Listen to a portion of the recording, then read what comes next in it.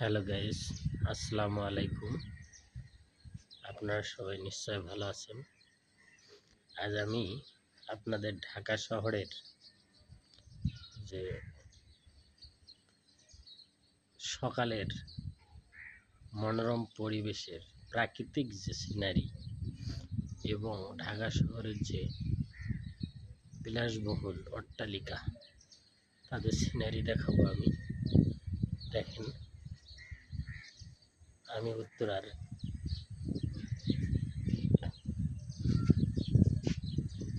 শাহজালাল আন্তর্জাতিক বিমানবন্দরের পাশে আমি 8 তলার উপরে দাঁড়িয়ে আমি যে বাসায় থাকি, আমি 7 তলায় থাকি। 8 তলায় আজকে সকালে নামাজ পড়ে উঠে যে প্রাকৃতিক দৃশ্যগুলো একটু ধারণ করি। আপনারা দেখেন, ঢাকা শহরের শুধু উত্তর সিটির একটা অংশ দেখেন। আপনারা অবাক লাগবেন, দেখবেন যে এত বিলাসবহুল অট্টালিকা, 5 তলা, 10 তলা, 7 তলা, 8 তলা, 15 তলা, 20 তলা, দেখেছেন? এই যে মনে হয় যেন প্রাকৃতিক যে মানে সবুজের যে ছোঁয়া ঢাকা শহরে দেখাই যায় না। যেমন বিভিন্ন গাছপালা, এগুলো চোখেই পড়বে না, শুধু বিল্ডিং আর বিল্ডিং, শুধু বিল্ডিং, অট্টালিকা, বড় বড় অট্টালিকা, দালান। দেখেন আপনারা সবাই, যেদিক যতদূর চোখ যায় দেখেন কি অবস্থা, দেখেছেন?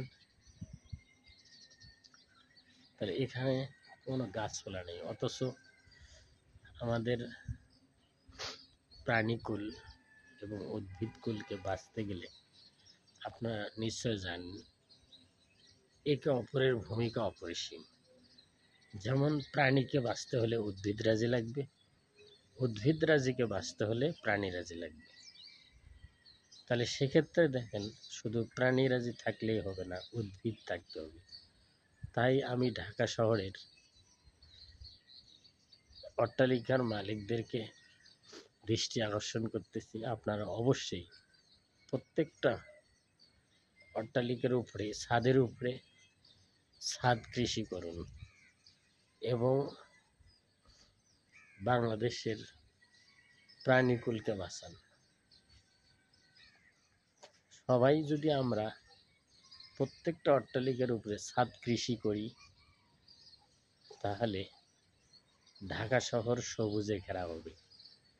এবং আসুন আমরা সবাই একে অপরের ভূমিকা পালন করি, একে অপরের প্রতি যে দায়িত্ব আছে সেগুলো পালন করি।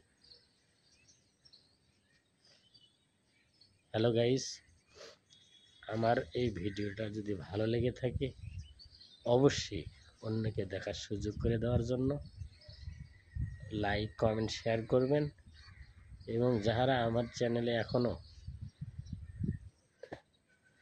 সাবস্ক্রাইব করেননি তারা নিশ্চয় আজই এই মুহূর্তে সাবস্ক্রাইব করে লাইক, কমেন্ট, শেয়ার করে অন্যকে দেখার সুযোগ করে দেন। আল্লাহ হাফেজ, ভালো থাকেন। ঢাকা শহরের সকালের ফজরের নামাজের পরের সকালের দৃশ্য ধারণ করে আপনাদের মাঝে ছড়িয়ে দিলাম। কারণ ঢাকা শহরের অনেক মানুষই বা অনেকে পড়ে ফজরের নামাজের পড়ে সকালে, বা কেউ উঠতেই পারে না সকালে ভোরবেলা, ফজরের নামাজ তো ধরেই থাকে। তাই আমি ফজরের নামাজের পর একটু প্রাকৃতিক দৃশ্যটা ধারণ করে আপনাদের মাঝে দেখার সুযোগ করে দিলাম। আবারও আপনাদেরকে ধন্যবাদ। আজ এই পর্যন্ত। ভালো থাকেন, সুস্থ থাকেন, সুন্দর থাকেন।